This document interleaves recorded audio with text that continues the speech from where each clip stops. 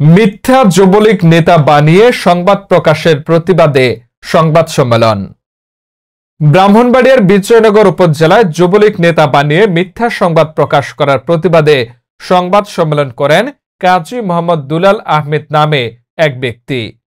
২৬শে ডিসেম্বর বৃহস্পতিবার বিজয়নগর উপজেলা প্রেস ক্লাব এর হলরুমে এই সংবাদ সম্মেলনে উপজেলার চান্দুরা ইউনিয়নের রামপুর গ্রামের কাজী মতিউর রহমান এর ছেলে কাজী মোহাম্মদ দুলাল আহমেদ তিনি জানান, দীর্ঘ ৬০ থেকে ৭০ বছর পূর্ব থেকে শান্তিপূর্ণভাবে আমরা বসবাস করে আসছি।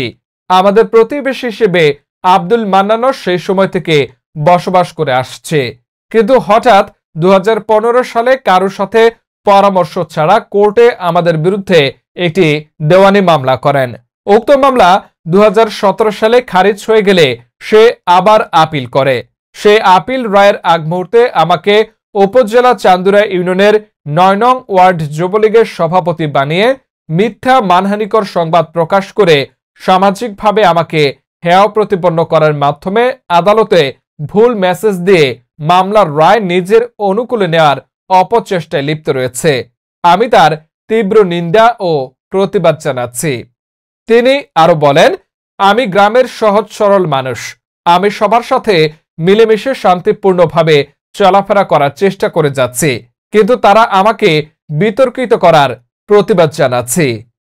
এ সময় উপস্থিত ছিলেন কাজী মোহাম্মদ দুলাল আহমেদ, কাজী গাজীউর রহমান, কাজী মতিউর রহমান, মোহাম্মদ মোবারক হোসেন, মোহাম্মদ দানা মিয়া, কাজী খোকন মিয়া, কাজী বাদশির মিয়া সহ সাংবাদিকবৃন্দ। ব্রাহ্মণবাড়িয়া থেকে হীরা আহমেদ জাকিরের প্রতিবেদনে বিস্তারিত দেখুন। বিসমিল্লাহির রহমানির রহিম। আসসালামু আলাইকুম। আমি কাজী দুলাল আহমেদ, বিজয়নগর উপজেলাধীন চান্দুরা ইউনিয়ন রামপুর গ্রামের আমি একজন সাধারণ মানুষ। গত কয়েকদিন আগে আমার বিরুদ্ধে একটা প্রিন্ট মিডিয়া এবং ইলেকট্রিক মিডিয়ার মধ্যে একটা সংবাদ প্রকাশ হয়েছে।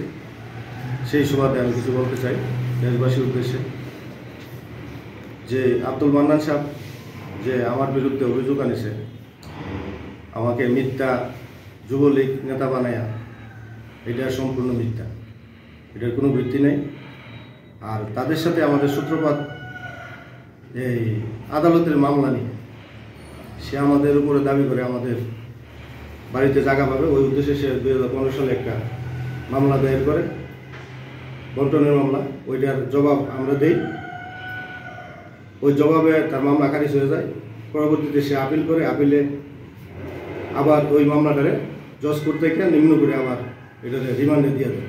ওই রিমান্ড মামলা এখন চলমান অবস্থায়, এমনকি শেষ পর্যায়ে সাক্ষীও শেষ, ওইটা আগ্রুমেনের পর্যায়ে এবং রায়ের পর্যায়ে আছে।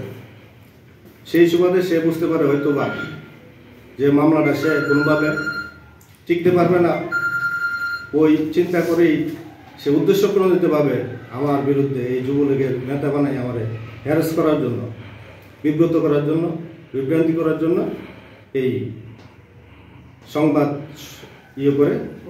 সেই কারণে এই অপপ্রচারের বিরুদ্ধে এই প্রতিবাদ এবং আমি এটার সংবাদ সম্মেলন পরিচালনা করি। আর দ্বিতীয় পর্যায়ে আমি কোনো দলের সাংগঠনিক পর্যায়ে কোনো পদ পদবিতে আমি নাই। আমি সাধারণ মানুষ, সবার সাথে আমি মিশে চলাফেরা করছি। এই সুবাদে হয়তো সে কোনো মতলব হাসিল করার জন্য আমার বিরুদ্ধে এই অভিযোগ আনিছে। এটার জন্য আমি প্রতিবাদ এবং নিন্দা জানাই।